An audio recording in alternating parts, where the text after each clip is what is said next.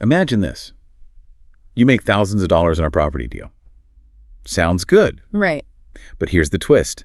You never actually own the property. You don't swing a hammer. Maybe you don't even need a real estate license in some places. Yeah, it sounds almost too good to be true for some people, doesn't it? It really does.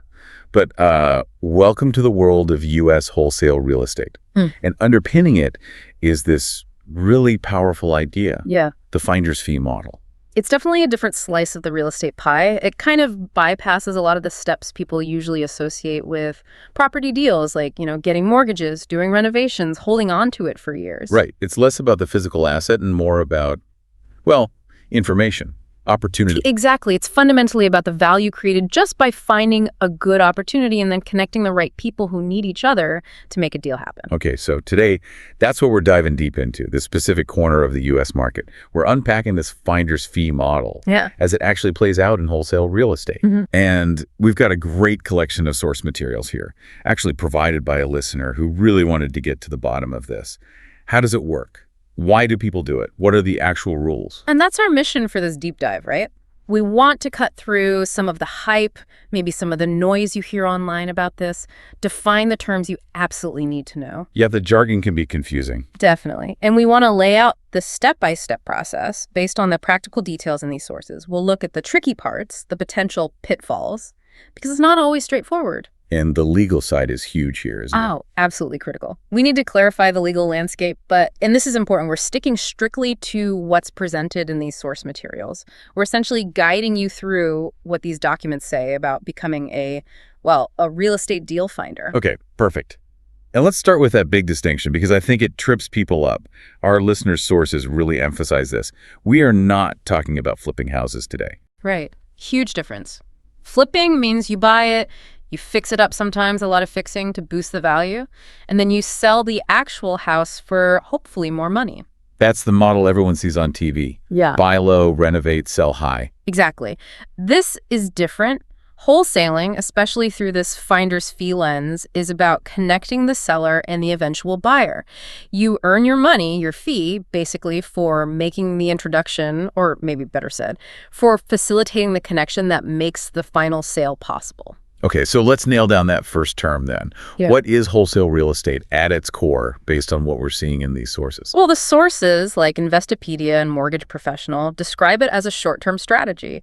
You're not planning to hold on to the property. The main idea is finding properties that are undervalued. Maybe they're distressed, off-market. The owner needs to sell quickly? Often, yeah. That's a big part of it. So you find such a property and you get it under contract to purchase it yourself. But then the key move is you very quickly sell, or more accurately, you assign that contract to someone else. Assign the contract, not the house. Exactly. You assign the paper, the right to buy, to another buyer.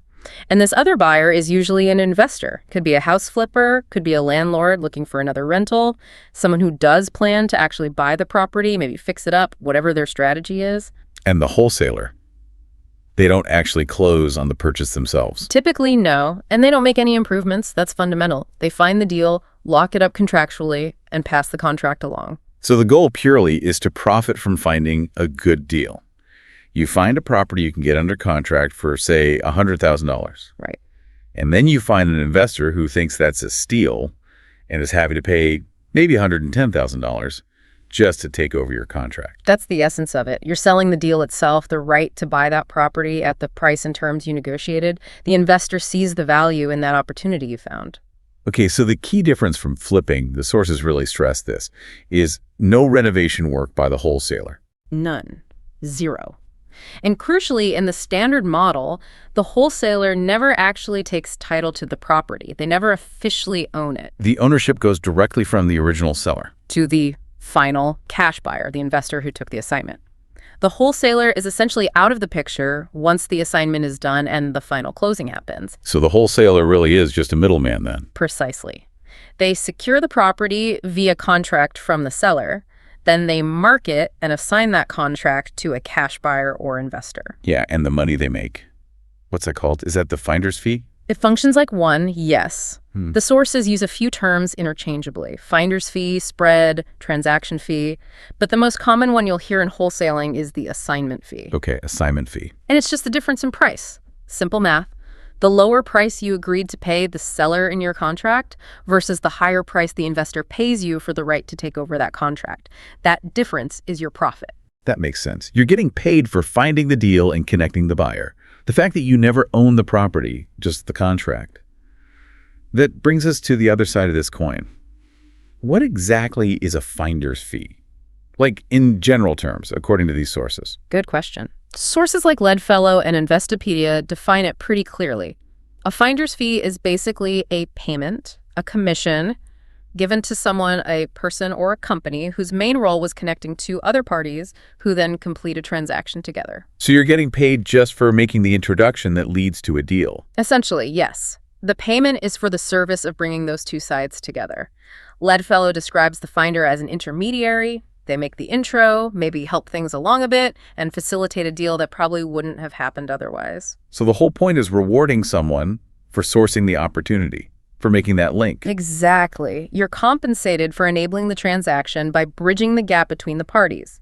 Investopedia specifically says the payment is for the act of facilitating the deal through that connection you made. Who usually pays this fee? Generally, it's the party who benefits most from the introduction. Could be the business that got funding, the seller who found a buyer, maybe an agent involved.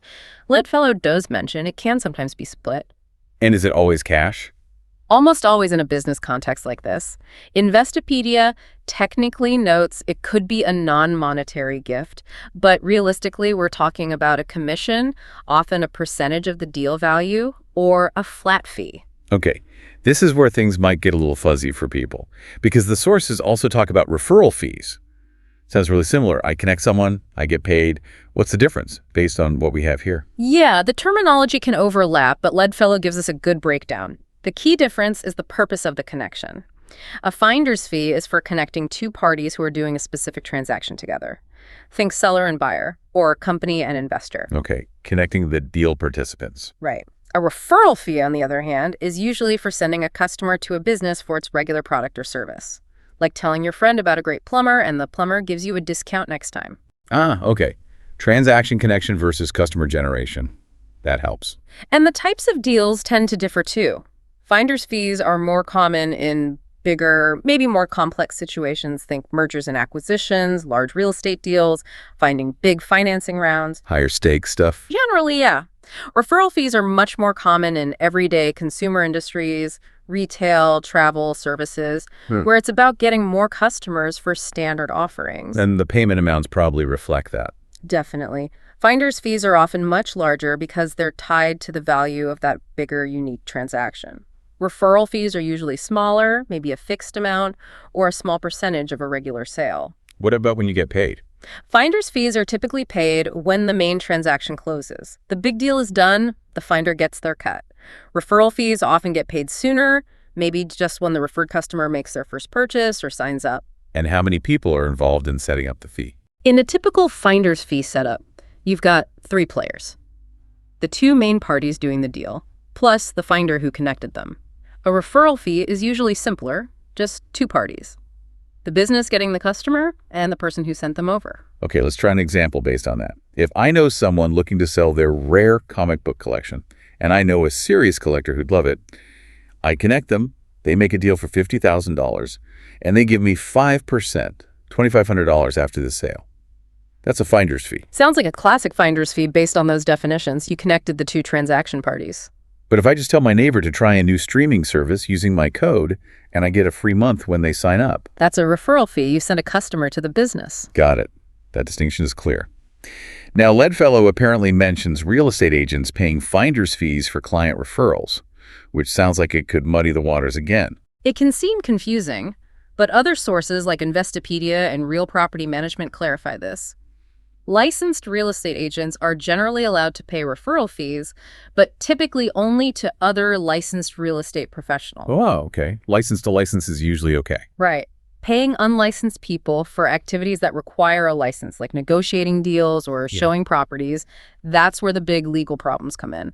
And that's super relevant for wholesaling. Okay, that legal piece is definitely something we need to keep circling back to. So let's tie it all together now. How does this finder's fee idea apply specifically to wholesale real estate? It fits like a glove, really. Yeah. The wholesaler is the finder in this scenario. They find party number one, the property owner, often someone motivated to sell quickly, maybe off market. The distressed seller. Exactly. And then they find party number two, the cash buyer, the investor who's actively looking for these kinds of deals. And a wholesaler connects them. Right. But indirectly, right, using the contract. Precisely. They get the contract from the seller, which gives them the right to buy. Then they transfer or assign that right to the buyer. So they facilitate the connection and the eventual transaction between the original seller and the end buyer. And the money they make that assignment fee or spread that is their finder's fee. Functionally, yes. It's their compensation for finding the property, finding the buyer, and bringing them together through the mechanism of the contract assignment. They get paid for making the deal happen. Investopedia says the wholesaler's profit is the difference between their contract price with the seller and the higher price the assignee pays. And Mortgage Professional is really direct, saying a wholesaler can walk away with a solid finder's fee without ever owning the property if they do it right and legally. Yeah, that directly links the wholesale profit to the finder's fee concept. You're paid for the value of your finding and connecting service executed via the contract assignment. So if you're looking into wholesaling, you're essentially looking into becoming a specialist finder for off-market or distressed property deals. Okay, that framework makes sense.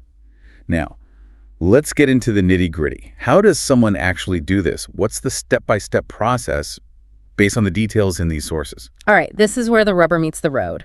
And the details from sources like that Reddit thread, Investopedia, Mortgage Professional are super important. Step one, before you even think about finding a property, learn the laws. Not negotiable, huh? Absolutely not. The sources are unanimous. Every single state is different. Sometimes even cities or counties have their own rules about real estate transactions, about assigning contracts, and especially about licensing. So this isn't just like a footnote. It's job one. It's job one. Investopedia, Mortgage Professional, they both say you must talk to a real estate attorney in your specific state before you do anything else. And that Reddit thread had some wild state-specific examples, didn't it? Like Iowa. Yeah, Iowa's a great example of how things can change. As of July 1st, 2024, the source says you now need a real estate license to wholesale there, period. And not only that, you have to explicitly tell the seller, both verbally and in writing, right up front, that your plan is to assign the contract, not buy it yourself. Wow, that's a huge transparency requirement on top of the license. It is. And Iowa also has that unique closing process mentioned, no title insurance usually. They use abstracts, escrow, and a lawyer's title opinion. That completely changes how the final step, the closing, works compared to many other states. So local knowledge is everything. What about Illinois? Illinois, according to that same Reddit source, has a different setup based on a 2019 law. It seems to allow one assignment per year without a license. But if you want to do more than one amount, basically make a business of it, then you need an Illinois real estate license. Okay, so volume limit there. And California. Big market, probably complex rules. You bet. The legal secret source clarifies that in California, a licensed broker can't pay an unlicensed person a fee for doing things that require a license, like negotiating the actual purchase terms with the seller. But what about just finding the lead? That source suggests that just providing the lead, simply making the connection, might be okay for an unlicensed person to get a finder's fee in California. But there's a fine line there between just connecting and actually brokering or negotiating. Sounds like a line you'd want an attorney to help you walk. Absolutely. The overall message from Investopedia and Legal Secrets is, laws vary wildly. Some states definitely require a license for activities that look like wholesaling, especially if it seems like you're acting like an unlicensed broker. And that Reddit source also mentioned the basics. If you're under 18, you can't sign contracts. You need an adult partner. So step one isn't just check the laws. It's get professional legal advice for your specific situation and location. Ignoring this seems like a massive risk. Real Property Management listed some red flags too, right? Yeah. Things to watch out for. They did. Big red flags around fees. Right. Like, if someone asks you, the wholesaler, to pay a fee directly to an agent outside of the official closing, that's usually a no-go. Fees typically flow through the title company or closing attorney. Okay, what else? Requesting or getting a fee yourself if you don't have a license in a state where wholesaling activities require one, that's obviously risky. And flipping that around, paying someone else a fee if they aren't licensed but should be for whatever they did to earn that fee. And they mentioned federal laws too. RSPA. Yeah, RSPA, the Real Estate Settlement Procedures Act, and CFPB rules. These mainly apply to residential deals involving mortgages, like typical home purchases.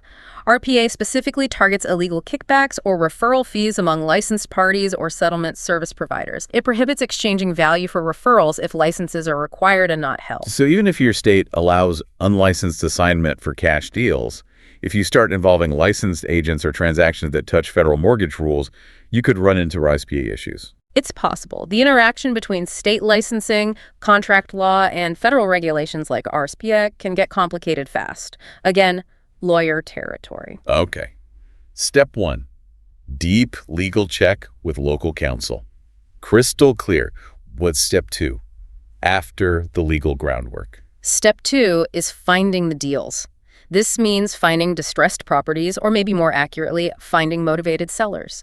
People who need or really want to sell quickly, maybe avoid the traditional listing process, and are willing to trade some equity for speed and convenience. Why would someone be motivated like that? Lots of reasons. According to Mortgage Professional and Investopedia, maybe they're facing foreclosure, have big liens against the property, the house needs tons of repairs they can't afford or handle.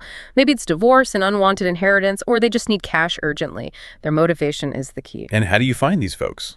Sources suggest a mix of methods. You can actively market yourself as a cash buyer, maybe targeted social media, direct mail to specific lists like absentee owners or houses with code violations, even just old-fashioned word of mouth. Could you use the MLS? You can look at MLS listings, especially if you partner with a licensed agent, carefully minding those legal lines we talked about.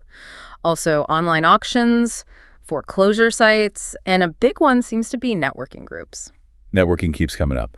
Okay, so you found a potential motivated seller. Step 3. Step 3 is critical for managing your risk and making sure it's actually a deal worth pursuing. Determine the potential ROI, do your due diligence, run the numbers before you sign anything. How do you figure out if the numbers work? Mortgage Professional suggests starting broad. What's the local market doing? Lots of buyers, lots of competing properties. Then get specific.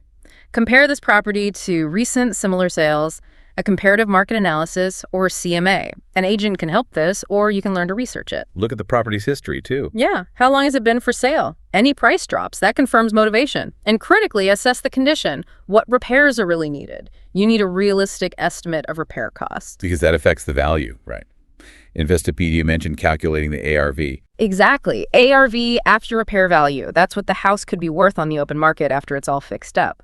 You need that ARV to calculate your MAO, maximum allowable offer. The MAO, maximum allowable offer. Right. That's the highest price you can offer the seller and still leave enough room for your assignment fee, plus enough profit potential for the end buyer, the investor, after they pay you, buy the house, and do the repairs. Is there a formula for that? A common rule of thumb you hear, though the sources don't detail it precisely, is something like, take the ARV, multiply by maybe 70%, investors need a buffer, then subtract the estimated repair costs. What's left is roughly your MAO.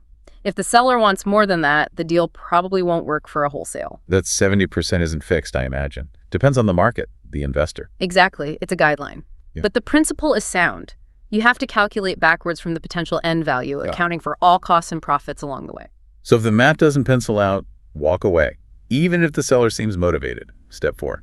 Step 4, talk to the seller. Make your offer. This is where your communication skills really come into play. Investopedia stresses being upfront about your role. Explain you're a wholesaler. You plan to put it under contract and then assign that contract to a cash buyer. Assure them it's legitimate if you're following the laws. Transparency builds trust. And negotiation. Mortgage Professional had tips. They did. Use your findings from inspecting the property condition, maybe get a formal inspection to justify a lower offer. Point out needed repairs the seller might not know about. Ask for seller concessions, maybe help with closing costs. Be ready to negotiate, maybe go back and forth or walk away if you can't reach your MAO. Get to a price and terms that work for everyone involved, seller, you, and the future buyer. Okay.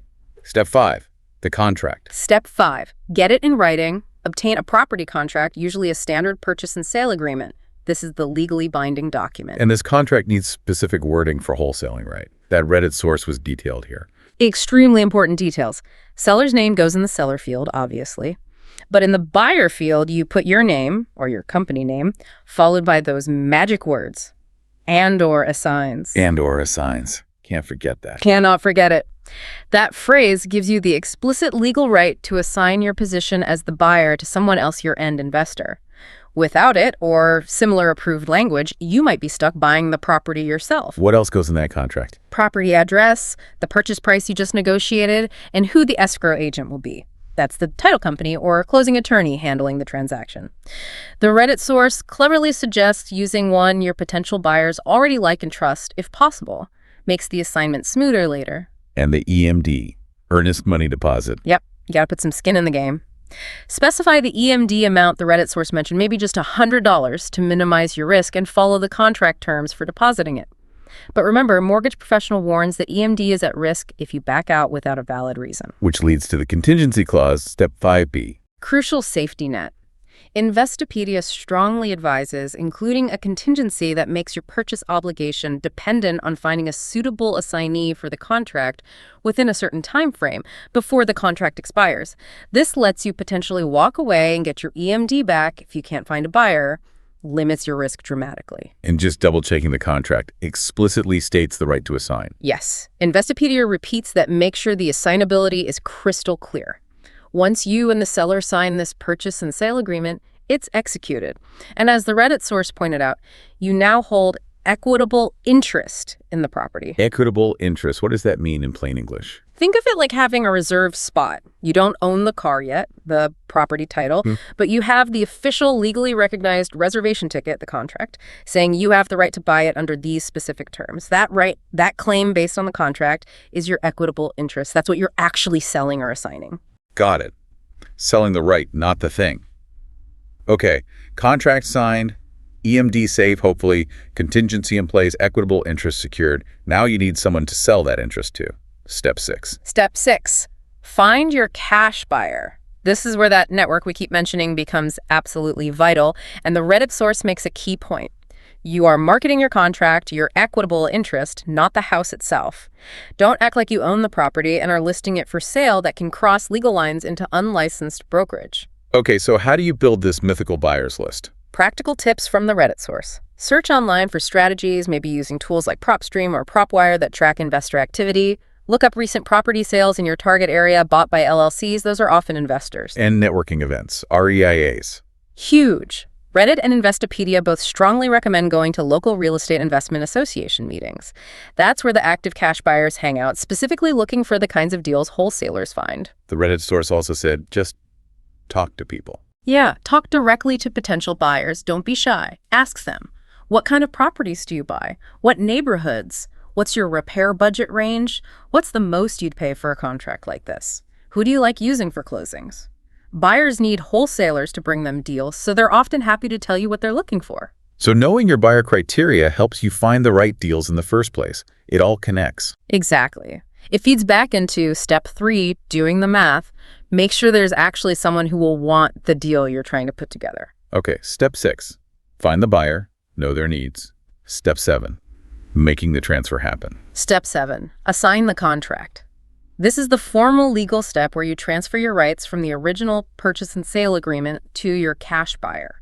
You use a separate document for this, usually called an assignment agreement or assignment of contract. And the Reddit source had specifics on this document too. It did. Your name or company goes in as the assigner. You're assigning it away. The buyer's name, often their LLC, goes in as the assignee. They're receiving the right. And crucially, the money part. There's another deposit here. Yes, very important detail from the Reddit source. You should negotiate a non-refundable earnest money deposit from the buyer, paid directly to you, or held by the title company for your benefit upon signing the assignment. This is separate from your initial EMD with the seller. The source mentioned maybe $2,500 or $5,000 as examples here. Non-refundable. Why is that important? It gives the buyer serious skin in the game. They're committing real money for the right to take over your deal. If they back out of the assignment for a reason not allowed in that specific assignment agreement, you typically keep that deposit as compensation for your time and the deal potentially falling through. Protects you. Okay, so buyer signs the assignment agreement, gives you the non-refundable EMD. Yeah. Then what? You sign it too. Then, according to the Reddit source, you take both documents, the original purchase and sale agreement and the new assignment agreement, to the title company or closing attorney you designated back in step 5. The buyer then usually wires their remaining funds needed for closing, the purchase price plus your assignment fee plus their closing costs, to that same title company within a short time frame, like 24, 48 hours. All right. Contracts and money are flowing to the title company. Step 8, closing day. Step 8, closing. This is the finish line where the property actually changes hands from the original seller to your cash buyer, usually on the date set in the original purchase agreement. The title company orchestrates everything. What exactly does the title company do? They wear a lot of hats. They get the final funds from the cash buyer. They prepare the new deed transferring ownership from seller to buyer. They make sure the title is clear, no surprise, liens, or issues. They pay the original seller the price you agreed to pay them, minus their costs. They give the buyer the deed. And the wholesaler. How do you get paid your assignment fee? The title company handles that payout too. After the seller is paid according to your original contract and all closing costs are settled, they'll return your initial EMD from step 5. Then, from the remaining funds the buyer brought in, they cut you a check or wire you your assignment fee, that difference between what the buyer paid and what the seller received. So the buyer's money basically covers the seller's price, and the extra bit left over is your profit, paid out by the neutral third party. That's the standard assignment closing. Smooth and clean when done right. But the Reddit source mentioned another way too, the double close. A double closing, or simultaneous closing. How's that different? Structurally very different. It involves you, the wholesaler, actually taking title to the property yourself, but only for a very, very short time, maybe minutes or hours on closing day. Why would you do that instead of just assigning? Sometimes state laws make assignments tricky, or maybe the seller isn't comfortable with it, or the title company prefers not to handle assignments. In a double close, there are 2 separate transactions back to back. Transaction A, you buy the property from the original seller. Using what money? Wholesalers usually don't have the full purchase price lying around. Good point. You typically use short-term financing from a specialized transactional lender. They lend you the money just for that brief period, knowing you have Transaction B lined up immediately after. Transaction B being? Transaction B. You, now the temporary owner, immediately sell the property to your cash buyer in a separate closing. The cash buyer brings their funds for this purchase. In the money flow. The funds from the buyer in Transaction B go to the title company. They use that money to immediately pay back the transactional lender from Transaction A. After the lender is repaid and all closing costs for both transactions are covered, the remaining profit is yours. So it achieves the same result, you get the spread, but you're briefly in the chain of title. Sounds more complicated, maybe more expensive with lender fees. It is more complex, definitely adds costs, but it's a workaround if a direct assignment isn't practical or allowed. The Reddit source mentioned it might be used in places like Iowa, perhaps because of their unique title process. Okay, 2 ways to close. Assignment or double close. Yeah. Both designed to get you that profit, that functional finder's fee. Speaking of fees, what are typical amounts for finders, generally and in real estate, according to the sources? Ledfellow gives some general ranges. For broad business deals like finding investors, finder's fees might be 1% to 5% of the deal value. Could be higher, maybe 10% or more for really complex or high-value stuff. And in real estate specifically? Ledfellow suggests typical real estate referral fees, often between licensed agents, are more like 1% to 2% of the sale price, maybe higher for luxury or super competitive deals. But for wholesalers, the assignment fee is the fee. Right? It's the spread, not necessarily a fixed percentage of the final price. Exactly. While you could calculate it as a percentage after the fact, the core concept is the difference between your contract price and the assignment price. That spread could be way more or less than 1–2%, depending entirely on how good a deal you negotiated with the seller and how much the buyer was willing to pay. So the wholesaler's fee is the direct result of the value they created by finding and connecting. Ledfellow listed factors influencing fee percentages that seem relevant here too. Definitely. Things like deal complexity, a harder deal might justify a bigger spread. Transaction value, bigger price points mean bigger potential dollar spreads. Industry norms, relationships, maybe you give repeat buyers slightly better deals. Location matters. And the finder's skill, if you consistently bring amazing deals, buyers will pay more for your contract. The example they gave. Mary connects John to investor Tom. Tom invests $500K, Mary gets 2%, so $10. In wholesaling, that $10 might be your spread. You get a house under contract for $150K, assigned it for $160K. Same $10 K fee, different context. It's the same core principle, payment for valuable connection leading to a transaction. Okay, now this involves serious contracts, money, legal rights. What about the agreements themselves? the legal side of documenting this. The sources seem pretty emphatic about getting this right. Non-negotiable. Leadfellow, Genie AI, they all hammer this point. Yeah. Get it in writing. And get it reviewed by a lawyer licensed in that state. Finder's fee agreements, assignment contracts, purchase agreements, they need professional legal eyes to avoid disaster. Genie AI had that checklist for what should be in a solid finder's fee agreement. Even though a wholesale assignment is specific, the principles seem useful. What were the highlights? First, identify the parties. Who is who? Finder, wholesaler, contractor, seller-buyer roles defined by the contracts, names, contact info, roles, relationship, super clear. Scope of services. What exactly are you being paid for? Just the intro. Find the buyer. Any limitations? Confidentiality. Crucial. Then negotiate the fee structure. Is it fair? Does it reflect the effort and risk? And critically, is it legal in your state for an unlicensed person? Determine the fee itself, flat fee, assignment spread, or percentage. Legal limits. Any additional costs? Who pays for title search, escrow, attorney reviews? Needs to be spelled out. Payment methods and schedule. How is the fee calculated? When is it paid? Definitely at closing for wholesalers. Contingent on closing, yes. How is it paid wire transfer? Tax implications, all the details. Avoids arguments later about who owes what, when. Exactly. Then, legal implications. Rights, obligations of each party. What happens if someone breaches the contract? Remedies. Damages. Confidentiality NDAs. Important with sensitive seller info or buyer lists. Define what's confidential, how to protect it, liability if it leaks. Jurisdiction and governing law. Which states' laws apply, especially if parties are in different states, needs to be agreed upon up front. Dispute resolution and termination. How do you handle disagreements, arbitration, court? How can the agreement end? Notice periods, consequences of termination. And finally, mutual rights and responsibilities. A clear summary of who does what, risks, liabilities, how breaches are handled. Wow, that's a lot more than just jotting down a fee on a napkin. It really underscores the need for proper legal documents reviewed by counsel. It absolutely does. And the overall legal status in the U.S., Genie AI, legal secrets, others say it's generally legal, base UAT, and it's a huge, but only if you strictly comply with state-specific laws and licensing rules. Back to step one again. And those real property management red flags really drive it home. Paying an agent directly outside, closing bad, getting paid yourself if you need a license and don't have one, very bad. Paying someone else who needs a license and doesn't have one, also bad. And knowing those federal laws like RESA, even if your state allows unlicensed assignments for cash deals, RESPAG could come into play if licensed parties or federally related loans get involved. It's about preventing improper payments for referrals or unlicensed activity. So navigate carefully, transparently, and with legal guidance. Always. Non-negotiable. And UpCounsel raised an interesting ethical point, too, about the finder's motivation. Yeah, a potential downside. Since the finder gets paid for making the deal happen, their main drive might be just closing the deal to get the fee.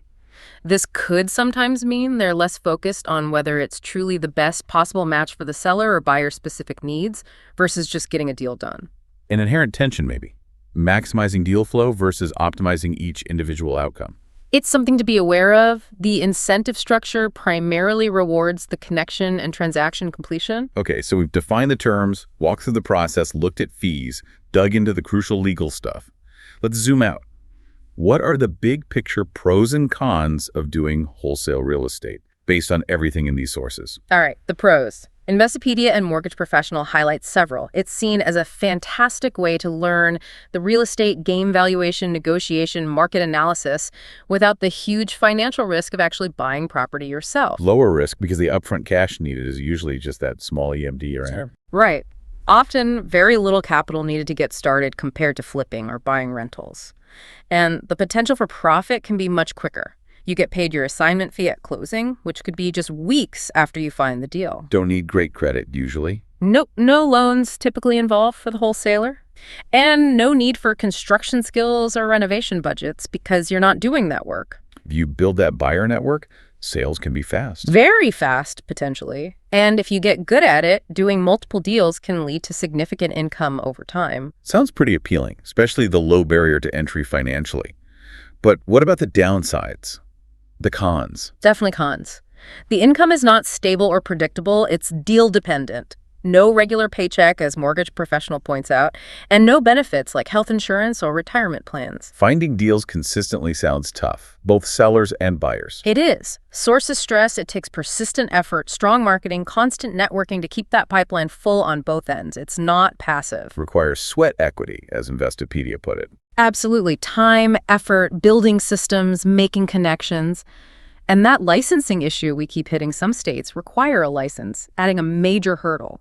Cost, education, exams. And the profit on one deal is usually less than a flip. Generally, yes. The assignment fee is typically smaller than the potential profit from buying, renovating, and selling a property yourself. You aim for volume in wholesaling. It's unpredictable work. Depends on market conditions. Very much so. Availability of distressed properties fluctuates. Investor demand fluctuates. And there's always the risk, flagged by Mortgage Professional and Investopedia, of losing your EMD if you can't find a buyer and don't have a good contingency. Plus, sellers might just not get it or be uncomfortable with the whole assignment idea. That can happen. Explaining the process clearly and building trust is key, but some sellers might just prefer a traditional sale. So definitely not easy money, despite the low capital entry. Takes work, skill, and navigating challenges. Okay, given all that, what are some final tips for success? Practical advice from the sources for someone considering this. Commitment, patience, hard work. Investopedia hits those hard. It takes persistence. Communication and marketing skills need to be top-notch, especially for attracting and keeping those cash buyers happy. That buyer list seems like the absolute linchpin. It really does. Build it, nurture it, understand what they want. Also, be organized, goal setting, task management. You're juggling a lot. And get good at the numbers. ARV, MAO, repair estimates, accuracy matters. Investopedia mentioned partnering with people like agents for leads, but carefully. Yes. Leverage others' access if possible, but always stay within the legal lines regarding licensing. Don't accidentally perform licensed activities without a license. Use technology, CRMs, apps. Yeah, tech can help manage leads, track properties, market yourself. And maybe the most important thing, learn from every deal. What worked, what didn't, keep refining. And try to make sure everyone wins. Seller and buyer happy. Good ethics, good business. Builds reputation, leads to more deals, mortgage professional ads. Save money when you can. That income is bumpy. And their great tip, try to line up buyers before you even make an offer. De-risks the whole thing significantly. The Reddit thread had some gems too. Get contract templates, but always have your local attorney review them. Don't start from scratch legally. Crucial advice. And talk to buyers directly. Learn their exact needs and preferences. Cater your deal finding to them. And maybe the most encouraging one from Reddit, don't wait for perfection. Just start. Learn as you go. Focus on making progress on your first few deals. Yeah, action beats analysis paralysis sometimes. And go to those REIA meetings. Network. Okay, wow. We have covered a ton of ground here on U.S. wholesale real estate and this finder's fee model, pulling from all those sources our listeners sent. Yeah, we really unpacked it. The core is it's about assigning contracts for deals you find, not buying and fixing houses. Your profit, that assignment fee, is essentially your finder's fee for connecting a motivated seller with a ready cash buyer. It's a specific process. You've got to know the steps, know the math, know the contracts, and absolutely know the laws in your specific state, which vary hugely. Right. Negotiation skills, communication skills, and especially building that network of cash buyers are paramount. And while it offers ways in with less capital, maybe quicker potential payouts than flipping, it's definitely not easy. Unpredictable income, lots of hard work building the system, and serious legal complexities to navigate carefully. So for you, our listener who asked about this deep dive, shows wholesale real estate is another path into the property market. Yeah. Lower capital risk up front? Maybe, but it's a business built entirely on finding opportunities and connecting people effectively. It demands sharp skills in finding, analyzing, negotiating, and relationship building. If you do it right, legally, ethically, it offers potential. It really highlights the value of being that connector, doesn't it? Seeing an opportunity here, seeing someone who needs it there, and having the process to bridge that gap and make a transaction happen. That leads perfectly into our final thought for you to chew on after this deep dive. Think about this. We're drowning in information, right? Opportunities everywhere. Is the real skill becoming the ability to effectively find the truly valuable, maybe hidden connections, like that distressed property or that perfect buyer, and then having the know-how to actually link them up and make the deal happen? Is that connection making becoming a uniquely valuable skill itself? The value in connection. And maybe think beyond real estate too. Where else could this finder's fee mindset apply? Focusing on the power of connecting needs with solutions, just something to ponder. Definitely food for thought. We really hope this deep dive has shed some light on this fascinating corner of the real estate world.